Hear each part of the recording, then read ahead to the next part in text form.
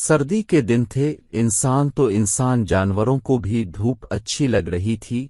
बंदर मियाँ कलाबाजियां खा के धूप के मजे ले रहे थे। अचानक उन्हें एक मानूस सी आवाज सुनाई दी। आवाज की समत देखकर वो चौंके। दरख्त पर बेफाख्ता बैठी हुई थी। बंदर मियाँ ने उन्हें आदाब किया। उन्होंने जवाब देते हुए पूछा, अरे बंदर मियाँ, तुम ये शहर में क्या कर रहे हो? मैं एक डॉक्टर साहिब के पास रह रहा हूँ और मैं यहाँ बहुत खुश हूँ। आज़ादी छोड़कर गुलामी में खुश हो, ये तुमने क्या बात कर दी? अब भी शहर में है, इसका मतलब कि अब भी गुलामी में है। बंदर मियाँ ने कहा, शहर में रहना गुलामी नहीं, दरअसल तुम्हारे गिले में जो जंजीर लगी हुई है वो गुलामी है। मैं तो जंगल से अपने अजीजों से मिलने शहर आती हूँ और अपनी मर्जी से वापस जंगल चली जाती हूँ। मेरे गिले में कोई जंजीर नहीं और ना मैं किसी पिंजरे में कैद हूँ। अपनी मर्जी की मालिक हूँ, जब दिल चाहे कहीं भी आ जा सकती हूँ। ये कहकर फाख्ताबी ने बंदर मियाँ से पूछा, तुम किस तरह डॉक्टर साहिब के पास आकर फंस गए? मुझे एक शिकारी ने जंगल से पकड़कर डॉक्टर साहिब के हाथों फरोख्त कर दिया। अब मैं यहाँ बहुत खुश हूँ, बड़े मज़े से रहता हूँ, बेफिक्री से घास पर कलाबाजियाँ खाता रहता हूँ। डॉक्टर साहिब की खिदमत करता हूँ, उनको दवाई तैयार कराने में मदद करता हूँ। उनके साथ रहकर मैं खुद भी डॉक्टर बन गया हूँ। क्या शहर की आबो हुआ जंगल की आबो हुआ का मुकाबला कर सकती है? हर वक्त दम घटता महसूस होता है। बासी और गिल्ली सड़ी चीजें खाने को मिलती हैं, ऊपर से गिले में जंजीर बांध दी है।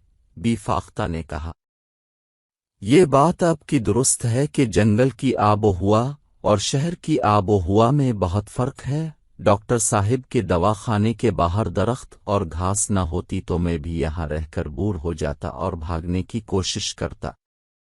अब से मुलाकात हो जाने पर मुझे जंगल याद आ गया है।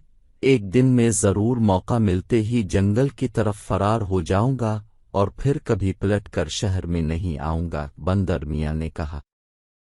एक रात डॉक्टर साहिब ने बंदर मियाँ की जंजीर खोलकर लकड़ी के बने हुए घर में बंद तो कर दिया, लेकिन वो दरवाजे की कुंडी लगाना भूल गए।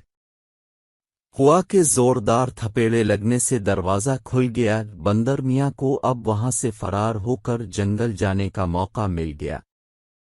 जंगल में आकर बंदर मियाँ को बहुत सुकून मिला। उनकी वापसी पर सब जानवर खुश थे और उन्हें मुबारकबादें दे रहे थे। वो भी अपनों से मिलकर बहुत खुश थे।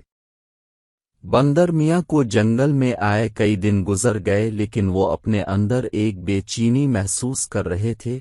वो जंगल के जानवरों में खुद को नुमायां रखना चाहते थे ताकि जानवरों को एहसास हो जाए कि उन्होंने जंगल से बाहर रहकर बहुत कुछ सीखा है। एक दिन बैठे बैठे बंदर मियाँ को ख्याल आया, क्यों ना वो जंगल में डॉक्टरी का काम शुरू कर दे।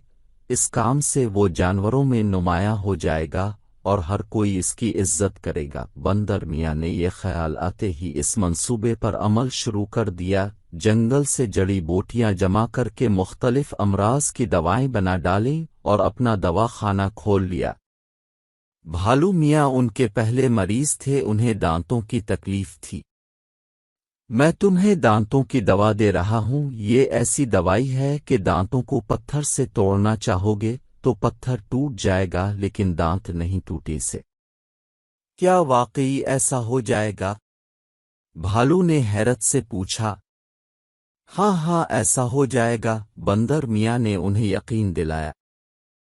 ऐसा हो जाने पर मैं तुम्हारा मुंह शहद से भर दूंगा। भालू मियाँ ने खुशी से अपने पीले मैले कुचैले दांतों की नुमाइश करते हुए कहा।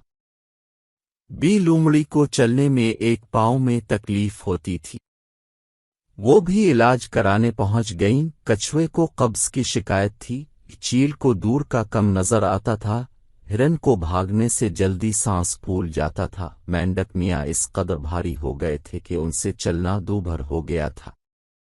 जिस जानवर को बंदर मियाँ के दवा खाने का इल्म होता वो वहां पहुंच जाता।